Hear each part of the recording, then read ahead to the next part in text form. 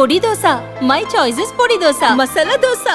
It's always my choice. Dosa வகைகளில் ஒவ்வொருவருக்கும் ஒவ்வொரு சாய்ஸ் இருக்கலாம். ஆனால் எல்லா வகை தோசைகளுக்கும் ஒரே சாய்ஸ் இதயம். மீடியா உங்கள் கனவா? படிக்கும் அனைவருக்கும் internship, placement assistance. Pandey school of journalism short term கோர்ஸில் உடனே சேர 7338824242.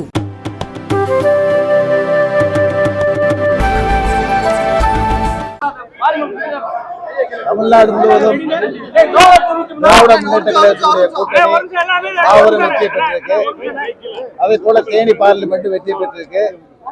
இந்த முழு வெற்றிக்கு முதற் காரணம் தமிழக முதல்வர், கழகத்துடைய தலைவர் அண்ணன் தளபதி செய்த நன்மைகள், உழைப்பு தான் இந்த 40க்கும் கிடைத்த வெற்றின்றத முதற்கட்டமா நான் பதிவு செய்ய விரும்புகிறேன். நான் பல தடவை சொல்லிட்டேன். சமூக ஊடகவியல, பத்திரிகைகள், சில தொலைக்காட்சிகளை சில பேர் கையில் எடுத்துக்கொண்டு டிராமா பண்ணாங்க. அந்த டிராமாவை மக்கள் விரும்பல.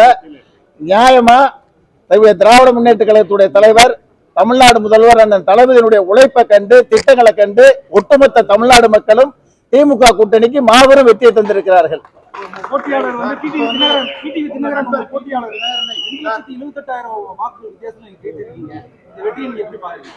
மாபெரும் வெற்றியை தான் கொடுத்திருக்காங்க.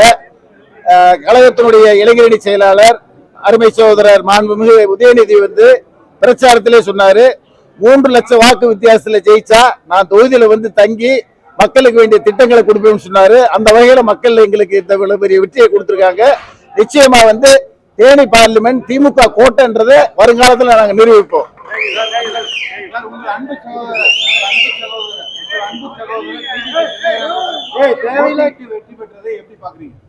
போட்டியிட்டு வெற்றி பெற்றார்.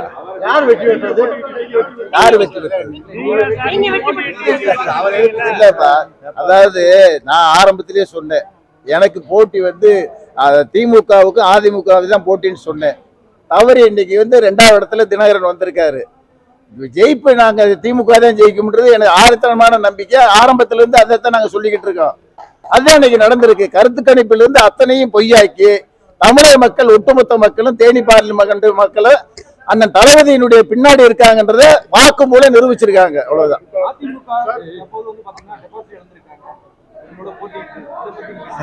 அவங்களுடைய நிலைமை நான் சொல்லி தெரிய வேண்டியதில்லை. அவங்களுடைய பலகீனமே மக்கள் புரிஞ்சுக்கிட்டு தான் வாக்களிச்சிருக்காங்க. நிச்சயமா அடுத்த வரக்கூடிய தேர்தலில் திமுக கூட்டணி தான் மாபெரும் வெற்றியை பெற்று அடுத்த ஆட்சியை திமுக தான் பெறும். நன்றி.